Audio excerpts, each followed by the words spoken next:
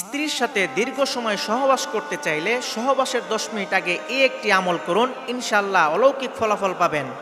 সম্মানিত প্রিয় ভাই ও বোনেরা, দাম্পত্য জীবন সুন্দর এবং শান্তিময় হওয়ার একটি বড় রহস্য হলো স্বামী স্ত্রীর মধ্যে ভালোবাসা, স্বামী স্ত্রীর মধ্যে বোঝাপড়া, একে অপরকে সন্তুষ্ট করার চেষ্টা করা।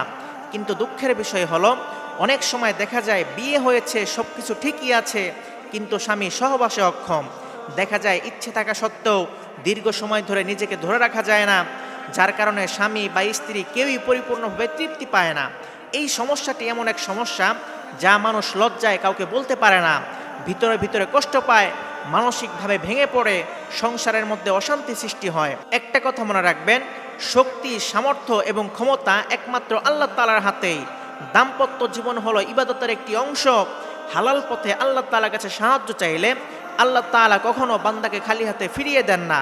সুতরাং এই সমস্যা থেকে মুক্তি পেতে এই একটি আমল করুন, ইনশাআল্লাহ আল্লাহ তাআলা সকল সমস্যা দূর করে দিবেন। আমলটি কিভাবে করবেন?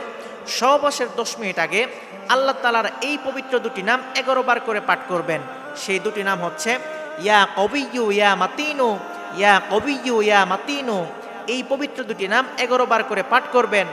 এরপর সূরা মাইদার 64 নম্বর আয়াত কাগজের মধ্যে লিখে তাবিজ বানিয়ে বাহুতে ঝুলিয়ে রাখবেন। অবশ্যই আপনার নিয়তকে ঠিক রাখতে হবে। তাবিজের কোনো ক্ষমতা নেই আপনাকে শিফা বা আরোগ্য দান করার। শিফা এবং আরোগ্য আসে একমাত্র আল্লাহ তাআলার পক্ষ থেকে। আপনার বিশ্বাস যখন পরিপূর্ণ আল্লাহ তাআলার উপর থাকবে, তখনই আপনি এই কোরআন দ্বারা সুস্থতা লাভ করতে পারবেন।